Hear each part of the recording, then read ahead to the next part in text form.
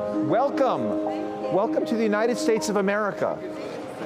A lot of you, I think, are farmers, right? When you have quality seeds, you can put them in foreign soil and they will blossom, they will bloom.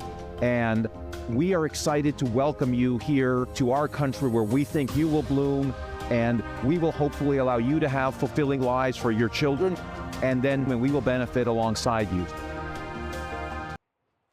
Those 59 men, women, and children waving American flags with the new hope of building a better future for themselves here in the United States. But the legacy and establishment, the liberal media, are beside themselves.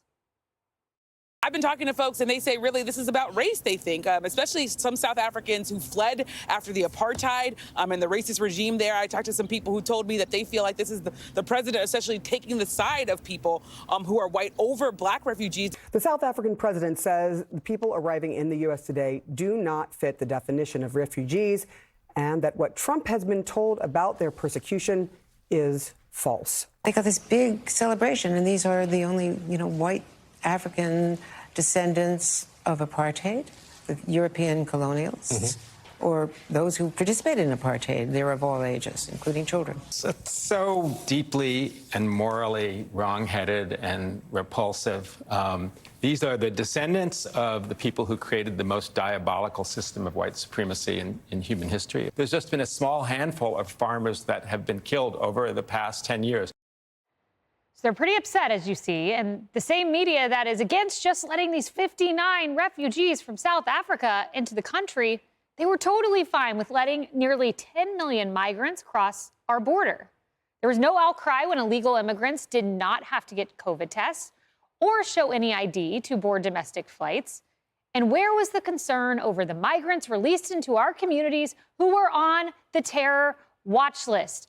Emily, so 10 million coming over, it's just fine. We can turn our heads, but 59, let's have an outcry. I just shake my head at the comfort and that, again, insular quality of these talking heads in media that love to summarize and overgeneralize a situation that they likely know nothing about, including, and in particular, that one gentleman who said, well, only a small handful of farmers have been killed in the last 10 years. I used to live in South Africa, and what I will say from personal experience is that the relationships and the conversations I had there during my time living there show a very complicated and multi-generational impact and system that 1 minute on air cannot summarize. And therefore, refugee status, I thought we were supposed to open our arms to anyone of any color and any refugee status. So for me, I applaud the generosity of this country to open their arms to any refugee seeking solace here on our soil. Lisa.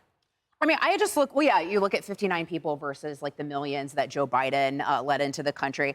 I just look at it as, okay, so you look at the grounds of a refugee. It's someone escaping persecution or well-rounded fear of persecution on different things like religion, nationality, membership in a particular social group, political opinion, race. And then you look at his announcement, the memorandum, about why he took these people in.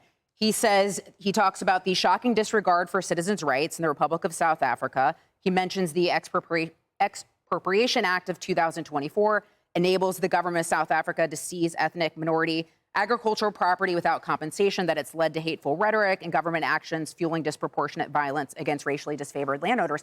So to me, it sounds like this meets the definition of what it means to be a refugee. I'll also just point out real briefly, there's video circulating on the internet of liberals outside of the New Jersey ICE detention facility blowing kisses to the illegal aliens. These are the same people in Martha's Vineyard who kicked them off the island in like 2 seconds when they arrived. So it's true. And when the Deputy Secretary of State Christopher Landau was asked about other countries, he pointed out vetting is a preeminent concern when we let any refugee in. You know, I don't understand this debate at all. Every administration has their own policy on immigration. The previous administration believed in open borders. This one believes in closed borders. Any president can say, I'm going to let these people, almost like a pardon system, come into this country, and they've been vetted, and I have my reasons, and that's it. That happens in every administration. I don't get it. I mean, any president can do this, and they do. Yep. And you can, you know, maybe they select, I remember there was a huge amount of Irish people in Boston. There's a reason for that. And whether it's good or bad, I don't know, but it happened decades ago. Presidents make decisions on who they want to let into the country. And that has been done for generation after generation. I don't know why this particular group gets all this focus. It has nothing to do with race or religion. These people wanted to come to America, and Trump accepted them. It's over. Yeah, and when you do vetting, Molly, your data and your research is only as good as the data and research being kept by said host country.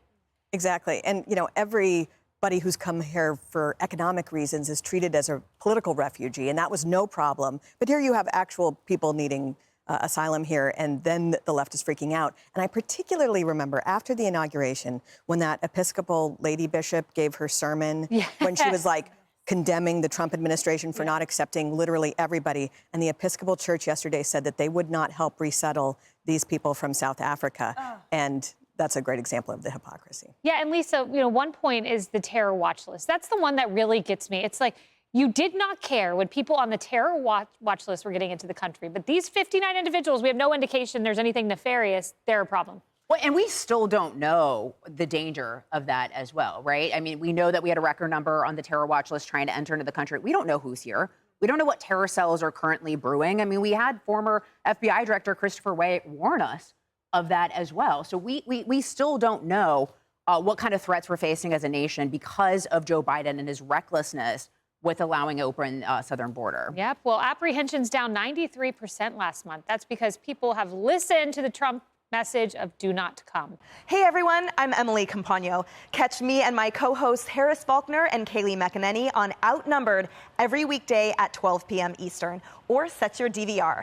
Also, don't forget to subscribe to the Fox News YouTube page for daily highlights.